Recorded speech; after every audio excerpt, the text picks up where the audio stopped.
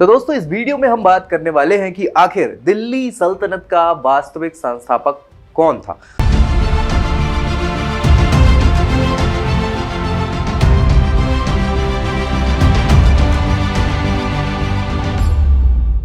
कौन था वास्तविक संस्थापक और क्यों इसको वास्तविक संस्थापक कहा जाता है, इन सारी विषयों पे या इन सारी बातों पे हम यहाँ पे कहीं ना कहीं अपना ओवरव्यू एक देने वाले हैं या हम चर्चा करने वाले हैं कि क्या सच में वास्तविक संस्थापक कहा जाए या केवल ऐसे ही विद्वानों के द्वारा अलग अलग मतों के अनुसार वास्तविक संस्थापक कह दिया गया। किसे कह दिया गया वास्तविक संस्थापक? तो हमने बात करी है इल्तुतमिश की। किसकी? इल्तुतमिश। इल्तुतमिश ही वो व्यक्ति है दिल्ली सल्तनत का जिसे वास्तविक संस्थापक माना जाता है। क्या? वास्तविक संस्थापक किसका? दिल्ली सल्तनत का। तो दिल्ली सल्तनत जो है उसका वास्तविक संस्थापक अगर हम इल्तुतमिश को बोल रहे हैं तो इसके पीछे के क्या क्या कारण हैं, क्यों बोला जा रहा है, सारी स्थिति हम यहाँ आज डिस्कस करने वाले हैं आपके सामने। अब सबसे पहले तो हम क्या करते हैं कि इल्तुतमिश की थोड़ी सी जानकारी ले लेते हैं, बैकग्राउंड ले लेते हैं। तो इल्तुतमिश की अगर बात करी जाए तो जैसा नाम है इल्तुतमिश, ठीक है। इल्तुत ये इलवरी या कई जगहों पे ई की जगह एल ऐसे लिखा जाता है, एलवरी। ये इनकी जनजाति है। क्या नाम है? जनजाति। कौन सी जनजाति? तुर्क जनजाति, है ना। तुर्क की एक जनजाति है, कौन सी? इलवरी जनजाति। उस इलवरी जनजाति के ये बाशिंदे हैं इल्तुतमिश, ठीक है। इल्तुतमिश के पिताजी की बात करें तो ये इलवरी जनजाति के एक सरदार थे। सरदार मतलब कहीं ना कहीं गवर्नर टाइप के व्यक्ति, अमीर व्यक्ति। कौन? इनका नाम है आलम खां। क्या नाम है? आलम खां। आलम खां ये बहुत अच्छे सरदार हुआ करते थे अलवरी जनजाति के। तुर्क में, तुर्किस्तान उस समय कहलाता था, तो वहां के ये सरदार थे। जैसे इनका जन्म हुआ इल्तुतमिश का, बचपन में ही ये बहुत ऐसा बोला जाता है कि सुंदर थे, खूबसूरत थे, साथ ही साथ निडर स्वभाव था बचपन से इनका। और अब इन सारी खूबियों के कारण पिताजी के तो बहुत चाहते थे। इनके और भी भाई बहन थे, संबंधी थे, जो इस चीज से जलते थे। और इसी वजह से ऐसा कहा जाता है कि वो भाइयों ने या इनके संबंधियों ने मौका पाके ही क्या कर दिया, घोड़े के व्यापारी को इनको बेच दिया। घोड़े के व्यापारी को बचपन में ही बेच दिया। तो भैया सोचो, सरदार से ये गायब हो गए, कहीं ना कहीं अपने पिताजी से या अपनी फैमिली से दूर चले गए। वो घोड़े का सरदार इनको ले गया और फिर बेचते कहीं ना कहीं वो लंबी एक क्रय विक्रय चलता रहा, इधर से उधर। फाइनली ये कहां पहुंचे? ऐबक के गुलाम बन के। किसके? ऐबक के गुलाम बन के ये पहुंच गए। यहां इनका तारा बुलंद होने लगा, ऐसा बोल सकते हैं। क्यों? क्योंकि ये भैया शौर्य, पराक्रम, साहस और सौंदर्य तो था ही, सुंदर भी थे व्यक्ति, साहस, पराक्रम, साहस, सब निर्भीकता, सब कुछ था, और योद्धा भी थे। तो इन सारी चीजों से ऐबक को फायदा हुआ, क्योंकि ऐबक भी उसी कैटेगरी से बिलोंग करता था, साथ ही साथ धार्मिक भी था ये व्यक्ति, धर्म को भी जानता था ऐबक। तो इनका लगभग मेल मिलाप, ऐसा बोले तो इनकी बॉन्डिंग हो गई, या इनका कहीं ना कहीं कंपैटिबिलिटी इतनी अच्छी हो गई कि ये बहुत अच्छे से कर दी। अब इसके कारण क्या हुआ, ऐबक को बहुत कम समय में, जैसे ऐबक गौरी का गुलाम था और उसका चहेता बनने में उसको कम समय लगा, वैसे ही इल्तुतमिश के साथ था कि वो ऐबक का चहेता बनने में उसने ज्यादा समय नहीं लगाया। ऐबक तो ठीक है, ऐबक के अलावा अब ऐबक कहीं ना कहीं क्या था कि बहुत ज्यादा चाहता था, तो इसने ऐबक ने अपनी बेटी से इसका विवाह कर दिया। तो गुलाम था और क्या, दामाद भी हो गया।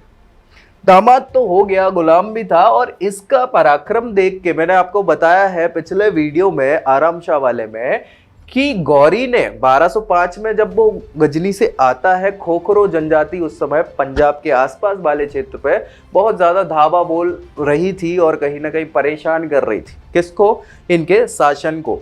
तो उसके चलते जब गौरी वापस आता है उन्हें खोखरो के विद्रोह को दबाने के लिए, तो इल्तुतमिश के पराक्रम को वो भी देखता है और वो बड़ा प्रसन्न हो जाता है। और तभी 1205 में ऐबक से बोल देता कि भैया इस गुलाम को आजाद करो, तुम मेरे गुलाम हो ना, मैं तुम्हें आदेश दे रहा हूं, इसको आजाद कर दो। तो भैया आजाद कर देना पड़ेगा, अब क्या कर सकते हो, हाँ, सो आजाद कर दिया इल्तुतमिश को, लेकिन अभी भी दामाद है तो भैया ठीक है, चलो कहीं जाएगा नहीं।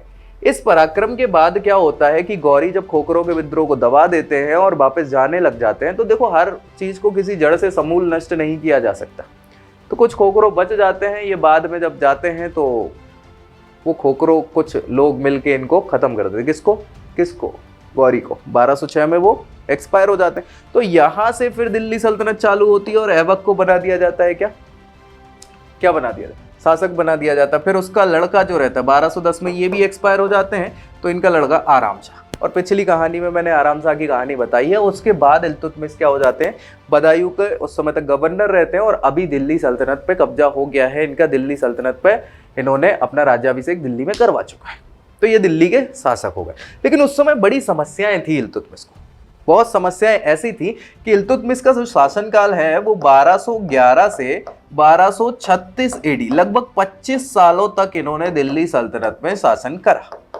ठीक है, 25 सालों में इन्होंने पूरी दिल्ली की समस्याएं जितनी हो सके उतने हद तक जो समस्याएं थी उनको मिटाने की कोशिश करी कि समस्याएं खत्म हो जाए और एक सुदृढ़ शासन बन जाए सारी चीजें। तो अब उनके पीछे कमियां क्या क्या थी, कैसे कैसे क्या कमी थी, मैं आपको एक बार थोड़ा सा इसकी जानकारी दे देता हूं। देखो भाई, भारत में उस समय तक की अगर बात करी जाए तो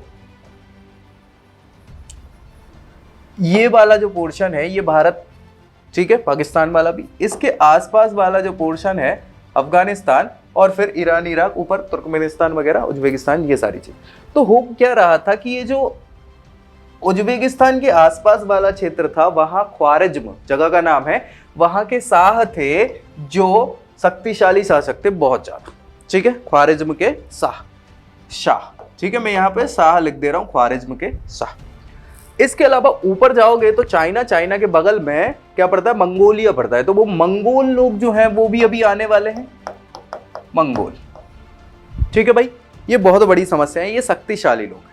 अब इसके अलावा उस समय तक मैंने आपको बताया था गौरी वाले वीडियो में कि गौरी के 4 गुलाम थे, जिसमें एक तो ऐबक सबसे मशहूर था या प्रसिद्ध व्यक्ति जिसको हमने दिल्ली सल्तनत जिसके कारण स्टार्ट हो जाती। उसके अलावा एक थे बख्तियार खिलजी, क्या नाम था, बख्तियार खिलजी।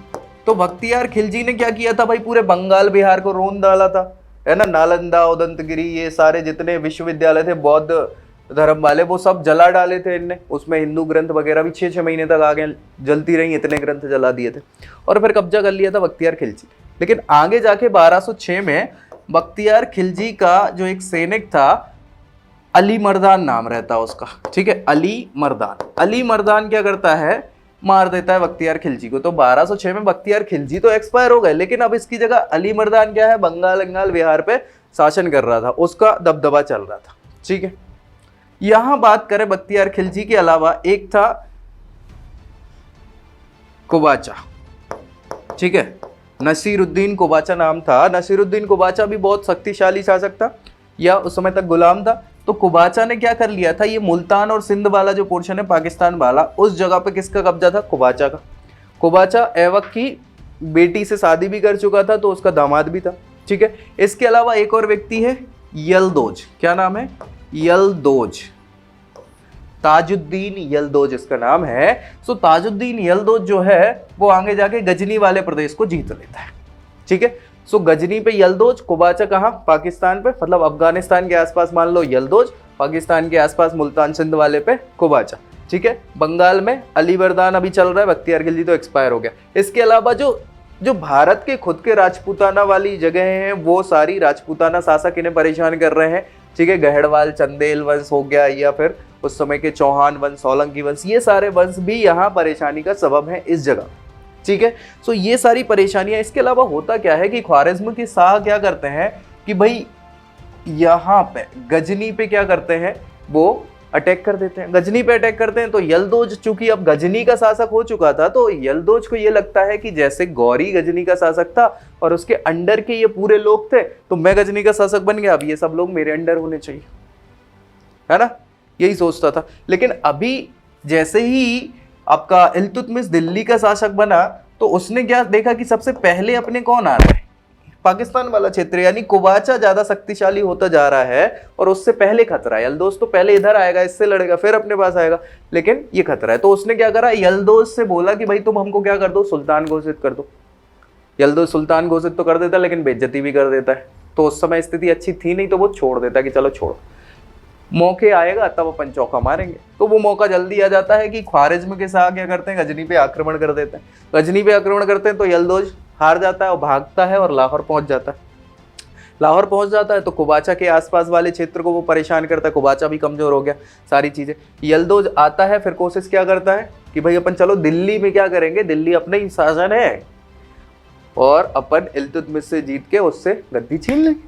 तो भैया आते हैं। तो यल्दोज के साथ 1215 में तराइन का तीसरा युद्ध भी होता है। क्या होता है, तराइन का तीसरा। 2 युद्ध तो हो गए थे गौरी और पृथ्वीराज के बीच में, तीसरा युद्ध यल्दोज और इल्तुतमिश के बीच में होता है, जिसमें यल्दोज को हरा दिया जाता है।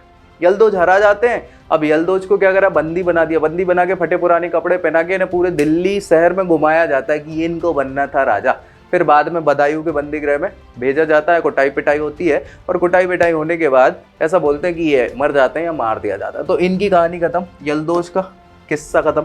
समस्या अब आई, समस्या ये आई कि अब इस जगह पे गजनी पे शासन किसका होगा, यल्दोज ख्वारिज्म के शाह का। ख्वारिज्म के शाह, अब चूंकि ख्वारिज्म मतलब उज्बेकिस्तान के आसपास वाले पूरे क्षेत्र से लेके कहां तक पहुंच गए हैं, अफगानिस्तान तक के क्षेत्र में पहुंच गए। तो इनका अब मंगोल आक्रमण भी होगा, क्योंकि मंगोल उस समय बहुत तेजी से फैल रहे थे, पूरे में अपना कब्जा कर रहे थे। सो मंगोलों ने क्या कर दिया कि ख्वारिज्म के शाह पे अटैक करना चालू कर दिया। ख्वारिज्म के शाह भैया हारने लग गए, और जब हारने लग गए तो ख्वारिज्म के शाह भाग गए कैस्पियन से आ गए। लेकिन उनका लड़का था जलालुद्दीन मंगवर्नी। क्या नाम था, मंगवर्नी, याद रखो आप, मंगवर्नी।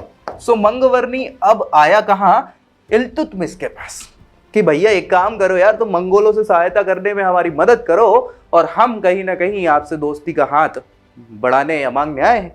इल्तुतमिश ने कहा भैया देखो ऐसा है कैसा है कि अगर हमने तुम्हारी हेल्प करी तो तुम तो कुटोगे ही, साथ में हमको भी कुटवाओगे कि भाई तुम कुट पिट गए तो वो दिल्ली पे, अब मंगोल फिर देखेंगे कि इनने ही सपोर्ट करा था तो ये दिल्ली सल्तनत भी खराब हो जाएगी।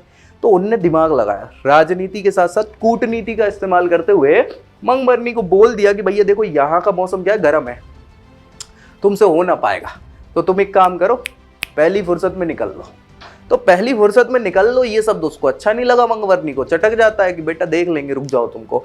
हालांकि फिर उसने ये देखा कि यहाँ के जो खोखरू ओखरू लोग बच गए थे ना, जिनने गौरी को मारा था, उन्हीं लोगों से, उनमें से उनकी जो सरदार थे उनकी बेटी से शादी कर ली। तो अब भाई दामाद बन गया, तो अब कुछ तो करना पड़ेगा। तो मंगवर्नी का कहीं ना कहीं क्या हो गया कि यहाँ थोड़ा सा छोटी छोटी सेना एकत्रित करना चालू कर दिया, सब कर दिया। अब उसने कहा कि अपन क्या करेंगे, बदला लेंगे किससे, इल्तुतमिश से। लेकिन इल्तुतमिश तक आने से पहले ये बीच की स्टेट बच रही है, बफर स्टेट, जहां भी कौन है, कुबाचा है। तो कुबाचा से भी दुश्मनी थी किसकी, खोखरो लोगों की। तो मंगवर्नी ने कहा पहले कुबाचा को फोड़ता है, फिर इल्तुतमिश को देख लेंगे। इससे फायदा क्या हुआ कि कुबाचा फिर और कमजोर होता चला गया। धीरे धीरे उसने लाहौर के आसपास वाले क्षेत्रों को भी अटैक कर लिया, जब तक इन्होंने जो इस साइड से पंजाब के आसपास के क्षेत्र उस पर जीतना चालू कर दिया। ठीक है, फिर अचानक से 1224 के आसपास की बात है कि इस समय इनको संदेशा आता है कि भाई आपके जो चाहने वाले हैं, आपकी जो सेना है वो वापस से एकत्रित होना चालू हो गई है, तो ये छोड़ के अपने देश वहीं कहाँ, ख्वारिज्म में चले जाते। तो ये शांति मिल जाती है इल्तुतमिश को। लेकिन इससे फायदा क्या हुआ कि कुबाचा जो है, कुबाचा कमजोर हो गया। तो कुबाचा के साथ फिर बाद में लड़ाई होना चालू होती है, और कुबाचा को मतलब ऐसा बोला जाता है 1228 के आसपास की बात है। तो 28 में ये कुबाचा हार जाता है और भागना चालू कर देता खजाना लेके। तो नाव से जा रहा था, अब इतनी भारी खजाना था कि नाव भी डूब जाती है, और डूबने के साथ साथ ये भी डूब जाते हैं और कुबाचा एक्सपायर हो जाता है। तो यहाँ देखो आपकी, अब यहाँ से भी छुटकारा मिल गया। इससे क्या हुआ कि लाहौर वाला, और फिर धीरे से गजनी पे भी ये कब्जा करना चालू कर दिया। लेकिन इस चीज को दूर इसलिए करना चाह रहे थे कि भाई वो फिर मंगोल वाला आक्रमण चालू होना ही है।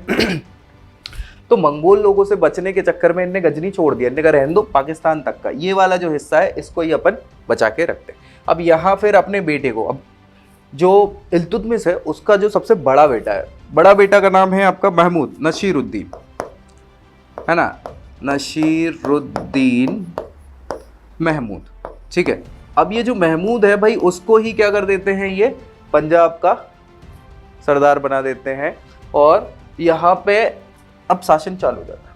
ठीक, अब धीरे धीरे धीरे क्या था कि ये वाली पश्चिम उत्तर बाउंड्री तो इनकी सेफ हो गई, आसपास का क्षेत्र भी इन्होंने कब्जा कर लिया। मतलब अब फिर बंगाल बिहार वाला माहौल जो बचा, उस बंगाल बिहार में क्या था, हमने बताया अली मर्दान। तो अली मर्दान भी मान तो रहा नहीं था, लेकिन हुआ ये था कि जब बख्तियार खिलजी को अली मर्दान ने मारा तो कुछ लोग चटक जाते हैं। ये खिलजी लोग हैं, है ना। अभी खिलजी लोग और आना चालू हो जाएंगे आसपास की बाउंड्री पे।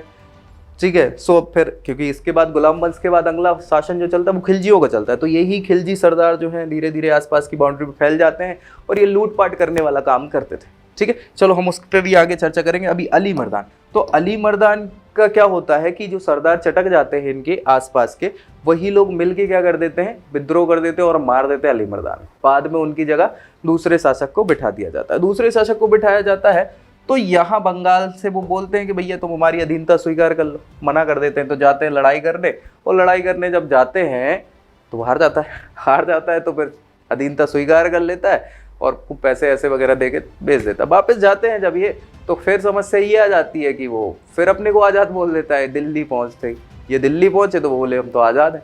तो अब गुस्सा आ जाती है तो ये आके उसको फोड़ फाड़ देते हैं। फोड़ फाड़ देने के बाद अपने बेटे को फिर ये बंगाल का शासक भी बना देते हैं। ठीक है, सो इनका बेटा बढ़िया, सब सही चल रहा है, धीरे धीरे सारी चीज़ें हो जाती है। लेकिन अचानक से क्या होता है कि मंगोल लोग अब आना चालू कर देते हैं इस बाउंड्री पे। इस बाउंड्री को बचाना जरूरी था पश्चिम उत्तर वाली अफगानिस्तान के आसपास की, तो उसमें फिर ये अपने बेटे को ही भेजते हैं, नसीरुद्दीन महमूद को, और 1232 के आसपास वो एक्सपायर हो जाता है भाई। ठीक है, कौन, इनका बेटा। ये बड़ा बेटा था, ऐसे तो है नहीं कि एक ही बेटा हो, इनके 5 बेटे थे। ठीक है, सो 5 बेटे में सबसे बड़ा बेटा है नसीरुद्दीन महमूद। फिर उसके बाद आप देखेंगे एक बेटी भी थी इनकी। दूसरा बेटा जो रहेगा अब इसके बाद, इनके बाद 36 में वो शासन कर देगा। ठीक है, सो वो शासन करेगा। फिर बहराम हो गया, रजिया हो गई, आगे आके नसीरुद्दीन महमूद एक और होता है। ठीक है, जलालुद्दीन एक होता है। सो ऐसे बेटे तो पर्याप्त थे, लेकिन सबसे कुशल बेटा क्या था, नसीरुद्दीन था। वो एक्सपायर हो जाता है, और वो एक्सपायर हो जाता है तो सुल्तानगढ़ी का मकबरा अपने बेटे के लिए, भारत का पहला मकबरा कहलाता है जो ये बनवाते हैं अपने बेटे के लिए। ठीक है, और तब से ही कहीं ना कहीं कि ये थोड़े से परेशान होने लग गए कि यार अब जो बेटे को उत्तराधिकारी बनाना था सारी चीज, क्योंकि ये देख चुके थे कि उत्तराधिकार में बड़ी समस्या होती। कैसी समस्या होती है, अभी इससे पहले ही आराम शाह का केस था या वो गौरी वाले केस थे, तो इनने पहले ही डिसाइड कर दिया था कौन बनेगा, नसीरुद्दीन। उसके लिए सिखाना भी चालू कर दिया था भाई, लड़ाई झगड़ा सारा, नेतृत्व कुशलता सब दिखा दी, और उसको शासन चलाने के लिए छोटे छोटे क्षेत्रों का शासक भी घोषित कर दिया। लेकिन वो एक्सपायर हो गया, अब पूरी मेहनत पानी फिर गया। अब क्या करें, इनने देखा कि भाई बाकी के तो इनके जितने भी लड़के थे 5 में से जो बाकी के 4 वो तो बेवकूफ़ थे, वो अयोग्य थे, खुद ही बोल चुके थे। इन्हें लड़की को देखा कि भाई लड़की भी है, सो रजिया को फिर ये थोड़ा सा प्रशासनिक व्यवस्था दिखाने चालू कर दिया, इनने सिखाना चालू कर दिया, और वो कहीं ना कहीं इस प्रकार से उभर के आई सामने कि इनको लगा कि हाँ ये कर सकती है शासन। लेकिन ये समस्या का विषय था कहीं ना कहीं, है ना। सो अब क्या समस्या का विषय था, क्या सारी चीजें हुई, ये मैं आपको बताऊं। इसके अलावा मैं आपको बताऊं इनने और क्या क्या किया।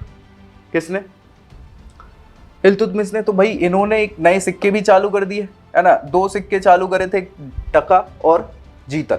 टका और जीतल, ये टका जो था वो चांदी और सोने दोनों प्रकार के मिलते हैं ऐसा बोला जाता है, लेकिन ज्यादा मात्रा में चांदी के ही सिक्के मिले हैं तो चांदी पे ज्यादा फोकस कर दिया जाता है। 165 ग्रेन का ये सिक्का हुआ करता था। जीतल कांसे का सिक्का था, तांबे का बोलते हैं उसको। तांबे और कांसे दोनों मिलते हैं, लेकिन तांबे के ज्यादा मिलते हैं, तो तांबे का, यानी चांदी का एक तांबे का। 2 सिक्के टका और जीतल इन्होंने चलवाया। इसके अलावा इक्ता प्रणाली भी चालू कर दी, इक्ताओं में बांट दिया लोगों को। टैक्स कलेक्शन के लिए ये सारी चीजें हुई ताकि टैक्स भी पर्याप्त मात्रा में आने लग गया, है ना। और एक बहुत इंपॉर्टेंट काम जो इन्होंने किया, चूंकि इन्होंने देखा था कि जो ग्रुप्स बन जाते हैं किसके, सरदारों के, और वो सरदार ही कहीं ना कहीं राजा को कठपुतली की तरह नचाते हैं, तो वो एक समस्या का विषय है। और दूसरी चीज ये थी कि वो जो तुर्क सरदार हुआ करते थे वो अपने आप को कहीं ना कहीं थोड़ा सा ज्यादा प्रभावशाली बनाने लग गए या मानने लग गए और बाकी लोगों की उपेक्षा करने लग गए। तो इन सारी चीजों के लिए क्या किया शुरुआत में इल्तुतमिश ने, कि दिल्ली के सरदार या फिर ऐसे लोग, चाहे वो हिंदू मुस्लिम वाले व्यक्ति हों, जो हिंदुस्तान के या भारत के जो मुस्लिम व्यक्ति हैं, उनको भी ये अपने उस मंत्री परिषद में जगह देने लग गए। क्यों? क्योंकि इन्हें लगता था कि ये लोग हैं जो मेहनत करके ऊपर पद पे आएंगे ना, भाई वो राजा के प्रति वफादार होंगे, सारी चीजें होंगे। तो 40 ऐसे सरदारों का या गुलामों का बोल सकते हैं इन्होंने एक दल चालीसा बनाया, जिसको तुर्काने चहलगानी भी कहा जाता है या दल चालीसा कहा जाता है। सो ये मंत्री परिषद टाइप की चीज थी जिसपे सारे फैसले सामूहिक रूप से लिए जाते थे, और बाकी के जो पुराने लोग थे या तो उन्हें इधर उधर भगा दिया, या उनके पद को कम कर दिया, या उन्हें खत्म कर दिया। ठीक है, तो ये नए लोग देख रहे थे कि बाबा ऐसे करेंगे तो अपना भी समस्या हो सकती है, अपन आगे नहीं बढ़ पाएंगे, या अपन को अलग कर दिया जाए। तो ये लोग भी राजा के प्रति वफादार बने रहे, और वफादार बने रहे तो धीरे धीरे धीरे क्या है कि ये चीज प्रचलन में आ गई। और आप देखेंगे कि इल्तुतमिश के बाद से पूरी दिल्ली सल्तनत था, बल्कि आप मान के चलो ये कि मुगल व्यवस्था में भी कहीं कहीं देखने को मिल जाता है ये मंत्री परिषद वाला दारोमदार। ठीक है, लेकिन एक समस्या इससे ये भी आ गई कि अब होता ये था कि जिसकी जो राजा उसकी पूरी मंत्री परिषद होती थी, तो फिर भी ग्रुप्स बंटने लग गए अलग अलग लोगों के बीच में, मंत्री परिषद वाले यानी उनके जो वफादार लोग हैं उनके। तो वो ग्रुप्स में फिर षड्यंत्र होने लग गए, सारी चीजें होने लगी। ये आगे देखने को मिलेगा आपको, क्योंकि रजिया के साथ यही होता। ठीक है, सो हम सारी चीजें अभी डिस्कस करेंगे। फिलहाल ये सारी चीजें आपने देख ली। 1236 के आसपास क्या होता है कि 1200 ये लड़ाई करने पहुंच रहे होते हैं वापस से पश्चिम उत्तर साइड, और बीमार हो जाते हैं। बीमार अवस्था में होने के कारण क्या है, वापस इनको दिल्ली लाया जाता है जहाँ इनकी मृत्यु हो जाती है। तो मेहरौली में इनको इनकी वो भी है, क्या बोलते हैं, जहाँ इनको दफनाया गया है। ठीक है, सो फाइनली ये 1236 में एक्सपायर हो जाते हैं। अब चूंकि इतना सारा काम किया, देखो ऐबक के समय तक इतना माहौल था भी नहीं, ऐबक को भी परेशानियां थी कहीं ना कहीं, उसका उसने अलग प्रकार से सामना किया, लेकिन वो ज़्यादा समय तक रह नहीं पाया। 1206 से 1210 जो ऑफिशियल हम बोलते हैं राजा के रूप में उसका शासनकाल, तो उसमें ज़्यादा कुछ कर पाया नहीं था, है ना। लेकिन यहाँ इल्तुतमिश ने 25 सालों में कहीं ना कहीं ये जो व्यवस्थाएं थी या जो परेशानियां थी उनका डट के मुकाबला किया, और उन समस्याओं को कोशिश की कि जड़ से ही ख़त्म कर दिया जाए, ताकि आगे आने में क्या है समस्याएं ना हो या सारी चीज़। तो इस प्रकार से अगर मूल्यांकन जो विद्वानों ने किया है उसके हिसाब से ये मान लिया जाता है कि दिल्ली सल्तनत जो है सुदृढ़, मजबूत, और एक प्रकार से जो इतना पूरा प्रॉपर शासन है गजनी के प्रभुत्व से दूर करना और ये सारा जो माहौल है, ये करने का काम किसने किया है, इल्तुतमिश ने किया है। इन सारी चीज़ों के कारण ही उसको क्या है फाइनली वास्तविक संस्थापक बोल दिया जाता है। ठीक है, सो दिल्ली सल्तनत का वास्तविक संस्थापक कौन मान लिया जाता है, इल्तुतमिश। समझ में आया। ऐसी ही रोचक जानकारी के लिए आप बने रहे हमारे साथ। अगले वीडियो में हम अगली चर्चा करेंगे रजिया की, या हो सकता है रजिया के अलावा, वैसे तो रजिया की ही करने वाला हूँ। तो नेक्स्ट वीडियो में मिलते हैं, तब तक के लिए जय हिंद।